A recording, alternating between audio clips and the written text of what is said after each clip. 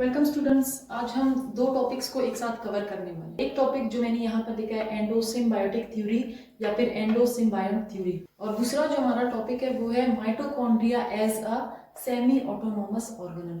इन दोनों को एक साथ पढ़ने का मकसद ये है कि ये दोनों जो टॉपिक्स हैं वो आपस में लिंक है।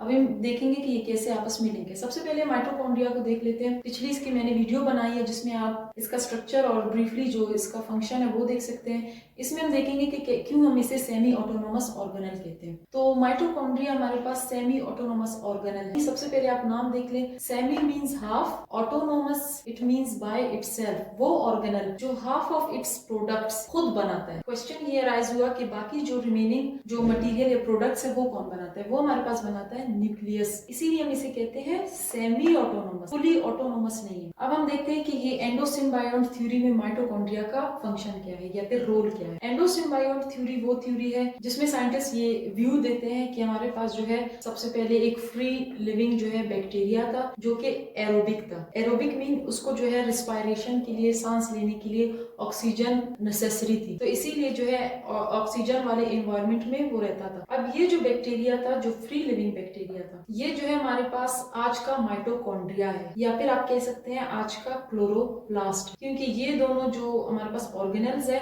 इनका अपना एक जेनेटिक मटेरियल होता है और वो जेनेटिक मटेरियल जो है सिमिलर है, सेम है बिल्कुल हमारे पास बैक्टीरियल सेल की। मतलब हमारे पास बैक्टीरियल सेल में भी जो जेनेटिक मटेरियल है वो सर्कुलर है और जो माइटोकॉन्ड्रिया का जेनेटिक मटेरियल है वो भी हमारे पास सर्कुलर है। और बाकी जो इसमें राइबोसोम्स है, अब माइटोकॉन्ड्रिया के अपने राइबोसोम्स भी होते हैं, तो इसके जो राइबोसोम्स है वो हमारे पास 70S के हैं। 70S मींस ये बनी है किस चीज से? 50S प्लस 30S जो है स्वेडबर्ग यूनिट से। ये दो यूनिट से मिलकर 70S का राइबोसोम बना है और बैक्टीरियल सेल में भी हमारे पास 70S का राइबोसोम होता है। इसका जो साइटोप्लाज्म है वो सिमिलर है हमारे पास माइटोकॉन्ड्रियल मैट्रिक्स के। जो बैक्टीरियल साइटोप्लाज्म है वो बिल्कुल सेम है किसके? माइटोकॉन्ड्रियल मैट्रिक्स की। तो ये एविडेंसेस हमें बताती है कि जो आज का माइटोकॉन्ड्रिया है वो हमारे पास पहले एक फ्री लिविंग बैक्टीरिया हुआ करता और वो एरोबिक था। और एरोबिक जो बैक्टीरिया है वो ऑक्सीजन जो है यूज कर, ऑक्सीजन जब यूज करेंगे तो फाइनल जो ऑक्सीजन हमारे पास जो है, जो इलेक्ट्रॉन ट्रांसपोर्ट चेन है जो कि माइटोकॉन्ड्रिया के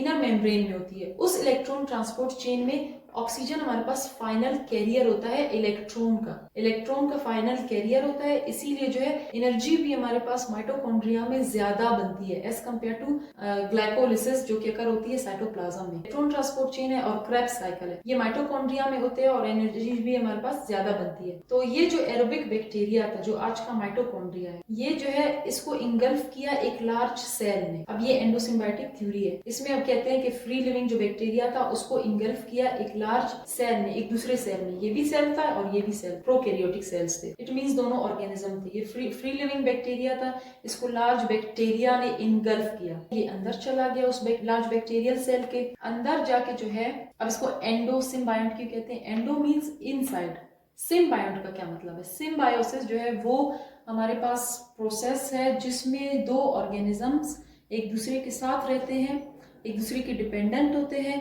और एक दूसरे को बेनिफिट प्रोवाइड करते हैं। एक दूसरे के लिए, दोनों एक दूसरे के लिए बेनिफिशियल होते हैं, तो इसीलिए इसको एंडोसिम्बायोट कहते हैं। ये जो हमारे पास फ्री लिविंग बैक्टीरिया था ये एंटर हुआ लार्ज बैक्टीरिया में और उसके अंदर रहने लगा।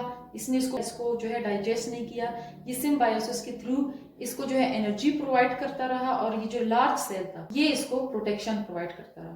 तो इस तरह से हमारे पास यही जो सेल है बाद में माइटोकॉन्ड्रिया बन गया। तो ये तो एविडेंसेस है कि एंडोसिम्बायोट थ्योरी के जो है थ्रू जो है हमारे पास माइटोकॉन्ड्रिया बना बैक्टीरिया से। अब हम देखते हैं कि सेमी ऑटोनोमस जो है ऑर्गेनल कैसे है। सबसे पहले जो है इसका अपना एक जीनोम होता है जो कि हमने कहा सर्कुलर होता है, सिमिलर होता है किसके? बैक्टीरियल सेल के। और अपना इसका जीनोम है, तो जब भी इसको रिक्वायरमेंट होगी इसका जो जीनोम है, डीएनए इसका खुद ही डिवाइड करेगा, रेप्लिकेट करेगा। इसका जो डीएनए है वो खुद रेप्लिकेट करता है। तो एक तो ये इंडिपेंडेंट, ये जो है हमारे पास नेचर शो कर रहा है कि ये न्यूक्लियस के under, not under control the nucleus के कंट्रोल में नहीं है। जब इसको रिक्वायरमेंट होगी इसके डीएनए को वो रेप्लिकेट करेगा, रिक्वायरमेंट के अंडर रिक्वायरमेंट रेप्लिकेट करेगा। देन उसके बाद जो है इसके खुद के राइबोसोम्स है जो कि हमने कहा था 70S, जैसे कि हमारे पास बैक्टीरियल सेल है उनमें होते हैं। और जहां पर राइबोसोम्स होते हैं वहां पर क्या होता है? वहां पर प्रोटीन सिंथेसिस होती है।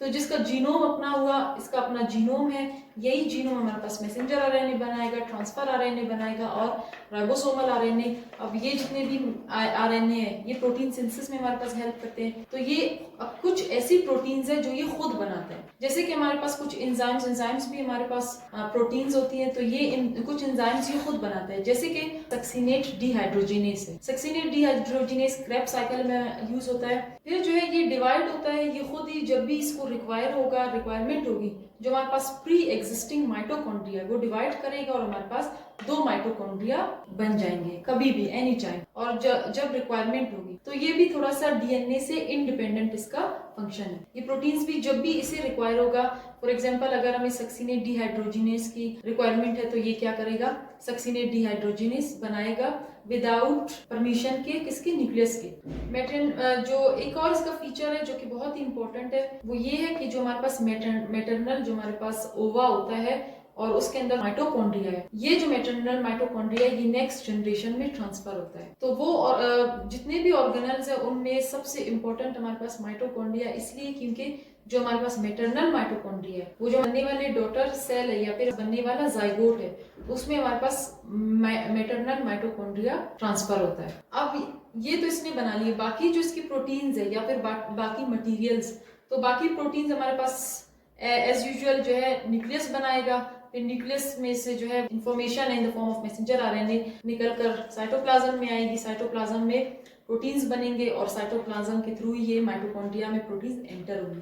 और बाकी कुछ ऐसी मटेरियल्स है जैसे आयंस आ गई या फिर कुछ और कंपाउंड्स है, कुछ और जो है हमारे पास एंजाइम्स है या प्रोटीन्स है जो कि इसमें नहीं बनती माइटोकॉन्ड्रिया, तो वो भी हमें जो है न्यूक्लियस से मिलेंगी। तो आपको समझ में आ गया होगा कि ये सेमी ऑटोनोमस क्यों है, क्योंकि half of the functions are performed by mitochondria itself और half of the functions are controlled by nucleus, इसीलिए हम इसको फुली नहीं बल्कि सेमी ऑटोनोमस ऑर्गेनल कहते हैं।